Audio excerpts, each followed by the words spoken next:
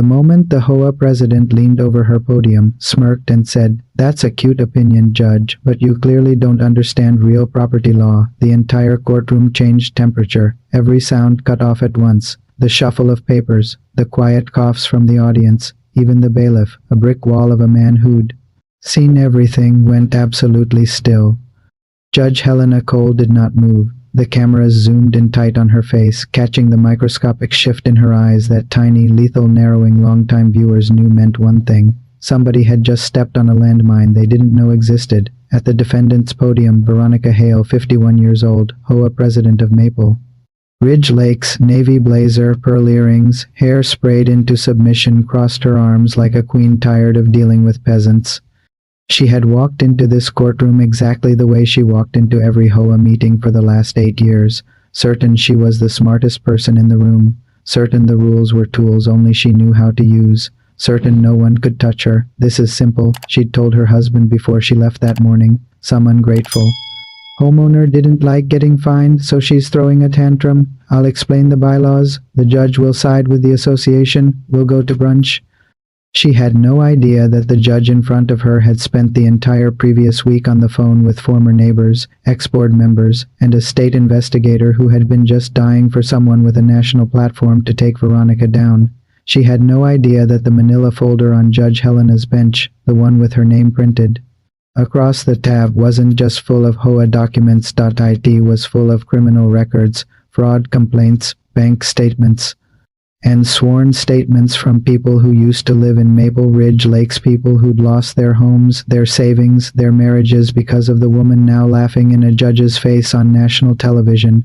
At the plaintiff's podium, Sofia Alvarez gripped a thick, overstuffed folder so tightly her knuckles had gone white. 37 years old, high school English teacher, mother of 2. She'd bought into Maple Ridge 3 years earlier with one simple dream: a safe neighborhood, a little yard, a place for her kids to grow up. Instead, she'd been drowning in violation letters, fines, and legal threats because she'd done the unforgivable, painted her mailbox without asking permission. It started with the mailbox. It didn't stay there. By the time she'd finished fighting Veronica's enforcement, Sofia had racked up over $18,000 in fines and attorney fees. She'd maxed out credit cards just trying to stop the HOA from putting a lien on her house. Her husband had moved out 3 months ago, worn down by constant fighting about money and stress. Sofia thought she was here today just to make her case, maybe get some of that money back, maybe get a little justice. She had no idea she was about to watch something much bigger, the live, surgical destruction of the woman who'd turned her dream home into a prison. And it all started with 6 words Veronica Hale really believed she could get away with: "You clearly don't understand real property law." Judge Helena tilted her head slightly. "Mrs. Hale," she said, voice perfectly even, "I was a trial judge in New York for 30 years before you started measuring your neighbor's grass with a ruler. I know the law. What I'm trying to understand is you." The audience leaned forward as one. Regulars recognized that tone. It was the sound of a shark asking a fish if it was sure it wanted to swim that close. Veronica smiled, that same brittle, condescending smile she'd used on every homeowner who ever dared to question an assessment. "With all due respect, Your Honor," she said, "I've been HOA president for 8 years. I deal with deed restrictions and easements on a daily basis. These people," she flicked a hand toward Sofia without looking at her, "move-in, don't read the covenants, and then cry victim when we enforce the rules they agreed to." Helena didn't glance at Sofia. She didn't have to. She already knew Sofia had read every page of those covenants. She'd seen the notes in the margins. She'd also already seen something else. A pattern: 12 formal complaints in the last 5 years from former Maple Ridge homeowners alleging harassment, selective enforcement, and fraudulent fines. 4 families forced into foreclosure after unexplained liens, and 1 quiet report from a state investigator with a single line at the top: "If someone with subpoena power ever looks at Maple Ridge's accounting, this whole thing blows." Helena had spent a long time in courtrooms. She'd sent violent men to prison. She'd terminated parental rights from mothers who chose drugs over their kids. She'd watched con artists cry on cue. But something about HOA tyrants, about people who weaponized petty rules to choke ordinary families, lit a specific fire in her. They reminded her of every bully who ever hid behind a policy, Every time she'd heard some small power dictator say, "I'm just following procedure," while destroying someone's life. She took a slow breath. "All right, Mrs. Hale," she said. "We're going to get to your impressive knowledge in a moment. But first, I want to be very clear about why we're here." She turned to Sofia. Ms. Alvarez, she said, softening. "Take a breath. Tell me what happened with your own words. Start at the mailbox." Sofia swallowed. "My kids wanted to help me paint it," she said. "The old one was rusted. We bought a new one, same size, same shape, just blue, same color as my front door. I didn't know I needed a permission slip to have a mailbox." "And what happened?" Helena asked. 3 days later, Sofia said, holding up the first letter from her folder, "I got this. Notice of violation. Non-compliant structure. Immediate correction required. $50 fine." I thought, okay, weird, but I'll pay it and ask them what the rule is. She exhaled. "I went to the meeting," she said. "I asked Mrs. Hale where." "In the bylaws it says no blue mailboxes," she said. "We reserve the right to approve all exterior modifications." I said, "But there's a brown one across the street." She said, "That one was approved. Yours was not." The audience murmured, "And from there?"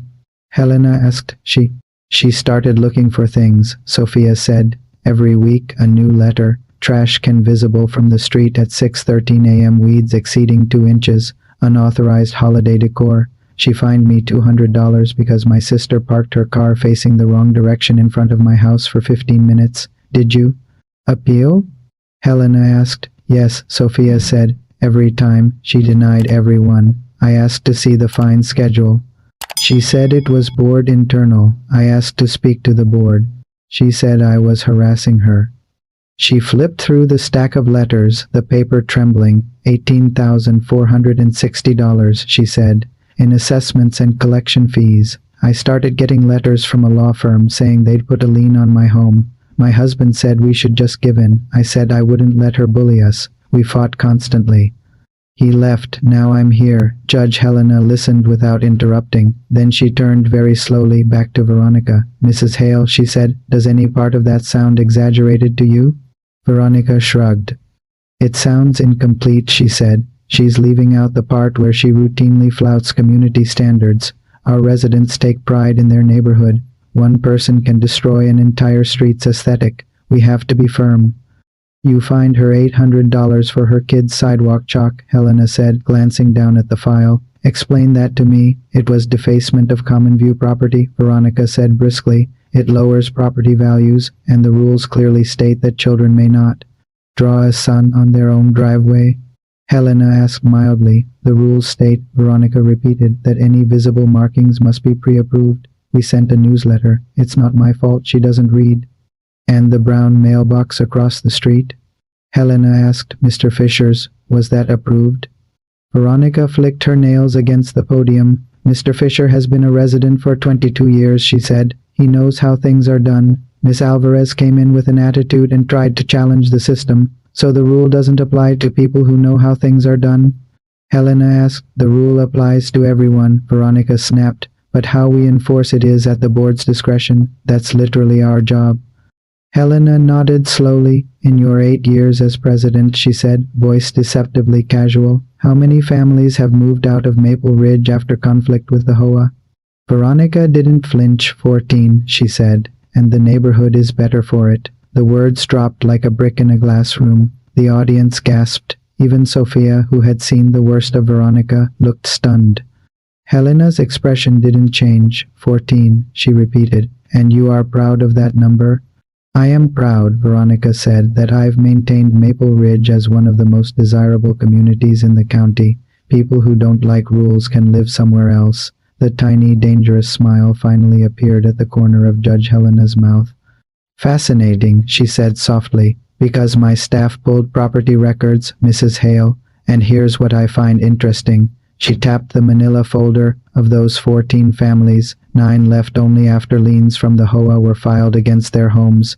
8 of those 9 sold at a loss, and of those 8 lost sales, 6 of them happened to be purchased by an LLC called Maple Ridge Holdings, formed 3 years ago. She lifted a page. "An LLC," she said, "listed under your husband's name."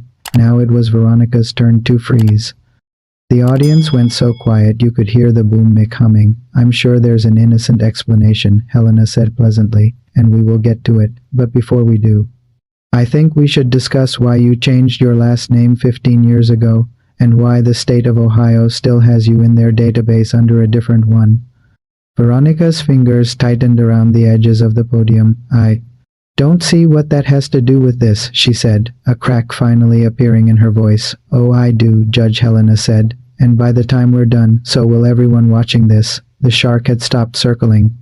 She was about to bite. Long before she became the most hated woman in Maple Ridge Lakes, Veronica Hale had been someone else. Her driver's license said Veronica Lynn Hale. Her HOA name badge said President Hale. But the computers in a dingy government building 3 states away still knew her as Veronica Lynn Carter. Under that name were things she'd never mentioned at an HOA meeting: a fraud conviction, a probation violation, and one very ugly civil suit that had ended with the words "judgment for the plaintiffs" and a list of elderly victims who'd never seen a dime of their money again. She grew up in an ordinary enough house in Indiana, middle child, father an electrician, mother a receptionist. No obvious villain origin story, but some people don't need one. Some people just like power. As a kid, Veronica had been the hall monitor who wrote people up for chewing gum, the teenager who threatened to get teachers fired if she didn't get the grade she wanted, the 20-something who organized her friends' vacations and then charged them mysterious planning fees afterward. Her first real taste of what Power Plus paperwork could do came at 26 when she took a job as an assistant at a small property management company. She watched the way late fees piled up when tenants were a week behind. She watched what happened when someone missed 3 months and the company filed for eviction. She watched the look of panic in people's eyes when they realized a stamped piece of paper could ruin their lives. She liked that look. Within 2 years, she'd talked her way into a promotion: resident relations manager. Within 3, she'd convinced 3 elderly building owners who didn't want to deal with tenants anymore to give her power of attorney over their affairs.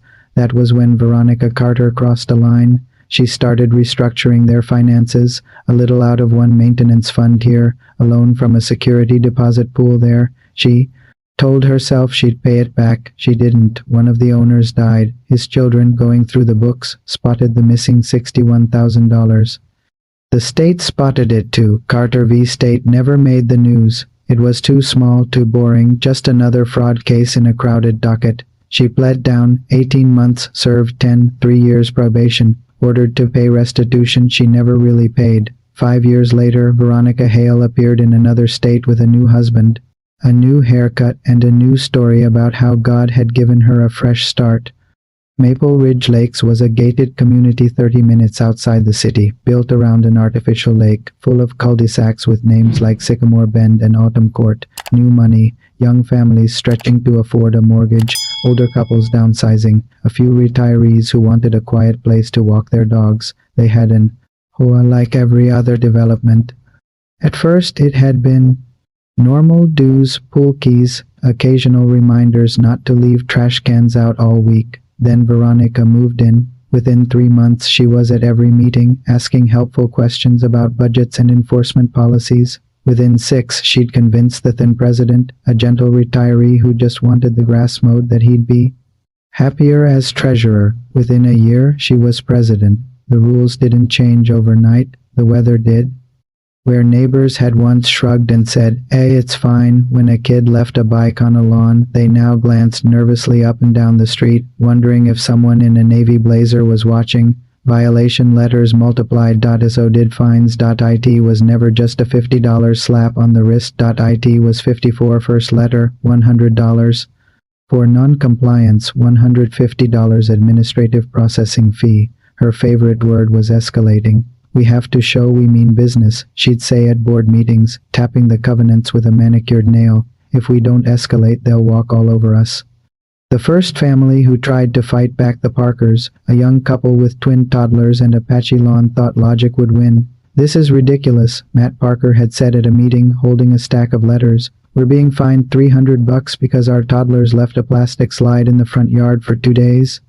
Meanwhile, the Johnsons have 6 concrete gnomes on theirs. The Johnsons submitted a decor request and were approved. Veronica had replied, voice smooth as glass, You did not. Actions have consequences. They didn't have 18 grand in fines like Sophia. They had 6. It was enough. The HOA filed a lien. The Parkers left. Their 3-bedroom house, bought at $310,000, sold for $265,000 in a rushed sale to an all-cash buyer. The deed listed Maple Ridge Holdings LLC as the purchaser. Nobody in the neighborhood thought to ask who owned Maple Ridge Holdings. They were too busy making sure their trash cans were brought in by PM Sharp.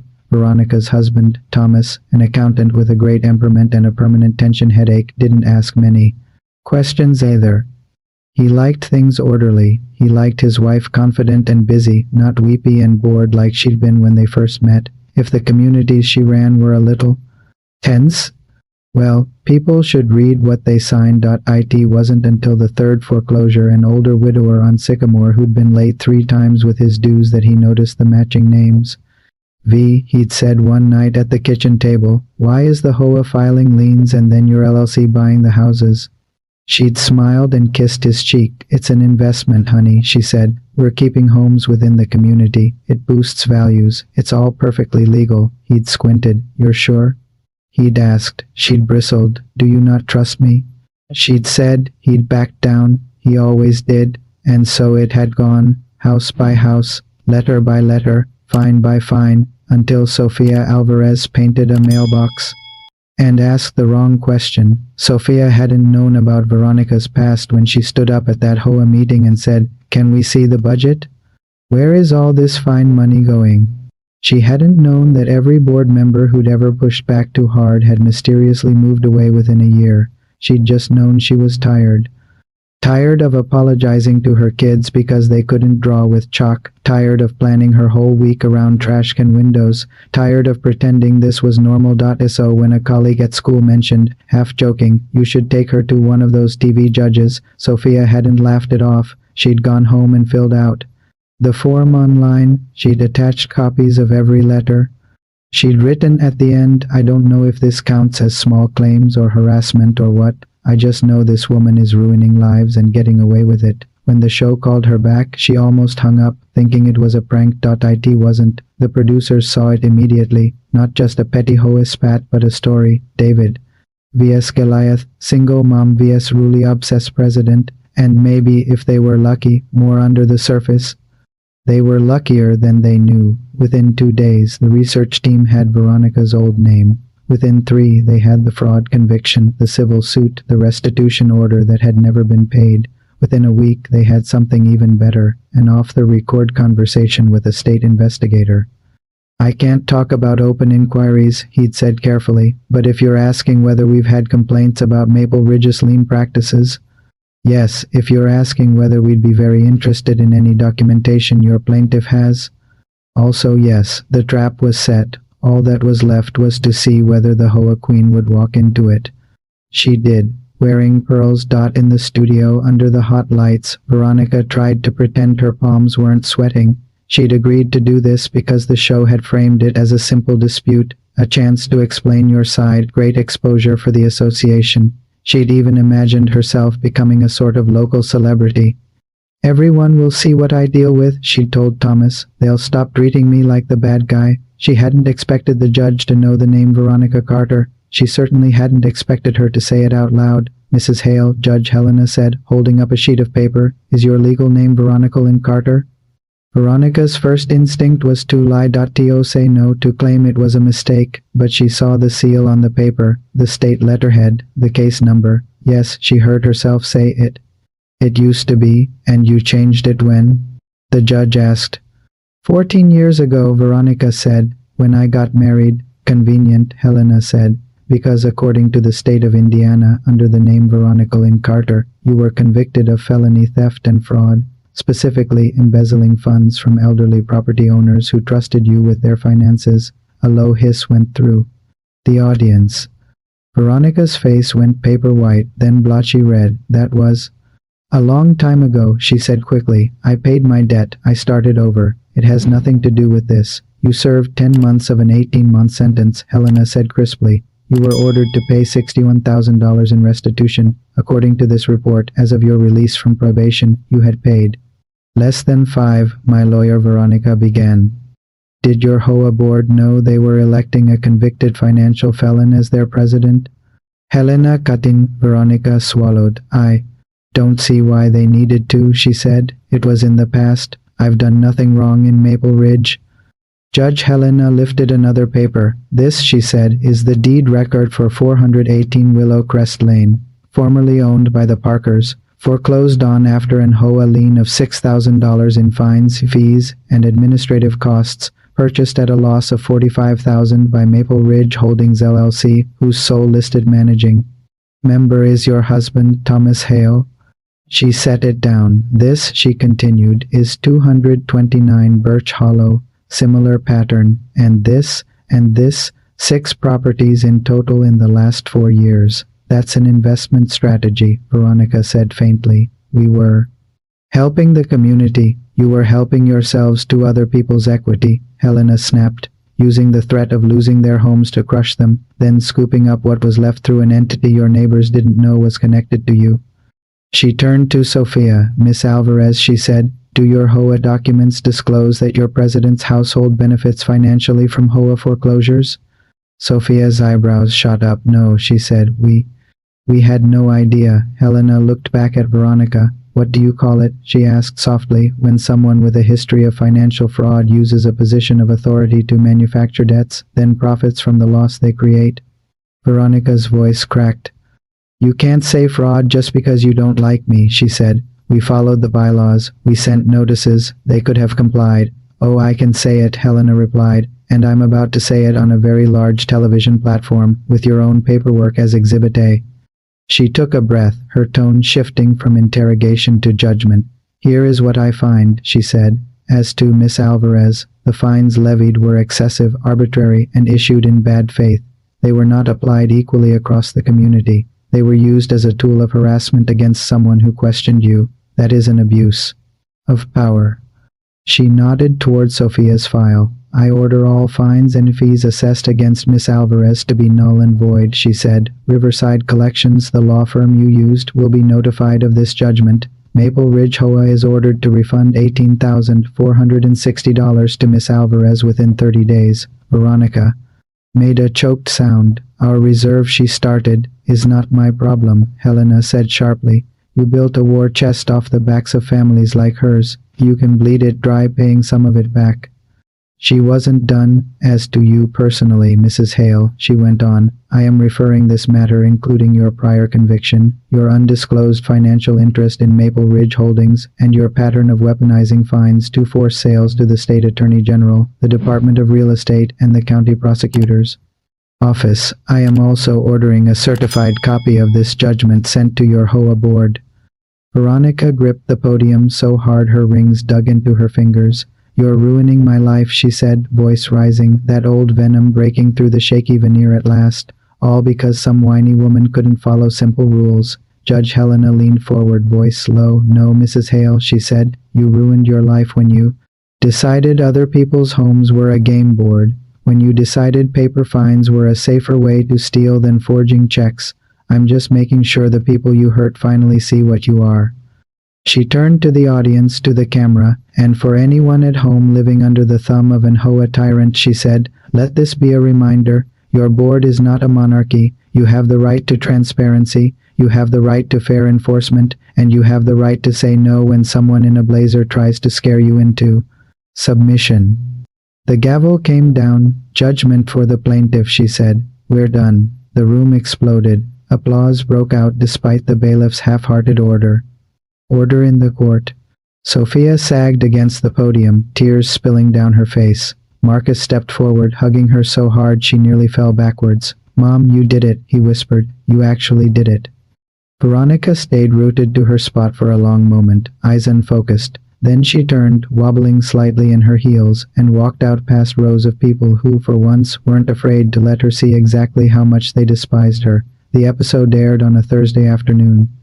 By that evening, the clip of Veronica saying the neighborhood is better without them, followed by Judge Helena reading her criminal record, had been shared hundreds of thousands of times. By Friday morning, Hokerin was trending. People stitched the moment where Helena asked, "Is your legal name Veronica Carter?" with their own stories. This is for the lady who told me my kid's wheelchair ramp ruined the aesthetic. Our HOA president made us take down our Black Lives Matter sign but left up flagpoles and hunting banners. This felt good to watch. I worked for a property management company. The stuff they get away with is insane. We need more judges like her. In Maple Ridge Lakes, somebody slid a printout of the episode summary under every front door. The board called an emergency meeting. Thomas Hale didn't show. He was at home, staring at a laptop full of bank accounts with words like hold and review next to them. In the packed clubhouse, residents who'd never spoken at meetings lined up at the microphone. I want to know why we were never told about our president's criminal past, one man said. I want to know why my fines doubled when I asked to see the books, a woman added. I want to know how many houses your husband's company owns here. Another resident demanded. Veronica, sitting at the head of the long folding table, lifted a shaking hand. This is a witch hunt, she snapped. You're all being manipulated by a TV show. They edited it to make me look bad. You signed the covenants. We didn't sign up for you to get rich off our mistakes, someone shouted from the back. The meeting dissolved into chaos. 3 days later, Veronica was formally removed as president in a recall vote that passed with 91% of homeowners in favor. 2 weeks after that, she received a letter from the Attorney General's office requesting documents and explanations regarding Maple Ridge's lien and foreclosure practices. 2 months later, she was served with a civil complaint, 13 former and current homeowners as plaintiffs, pattern of harassment, selective enforcement, unjust enrichment, and civil racketeering. Her husband moved into a short-term rental until things calmed down. They didn't. Within a year, Maple Ridge Holdings had been forced to sell 3 of its houses to pay settlements. Within 18 months, Veronica was standing in a different courtroom, without cameras, listening to a different judge say words she'd heard before, probation revoked. Meanwhile, Maple Ridge itself changed. The new board, with Sophia as one of its members, hired an outside auditor. They posted budgets online, they capped fines, they stopped sending letters for chalk drawings. Kids started playing on sidewalks again. Trash cans stayed out until PM sometimes, and somehow the sky didn't fall. Sophia never watched HOA meeting videos. On YouTube again. But every now and then, when that old fear tried to creep back in the fear that someone with a clipboard could destroy her life, she'd pull up the clip of Judge Helena saying, "Your board is not a monarchy, and remember, bullies with bylaws only win when nobody shines a light on them." This time, the light had been brighter than any HOA newsletter, and it had turned the Queen of Maple Ridge into exactly what she'd always been. Just another defendant who finally ran out of lies.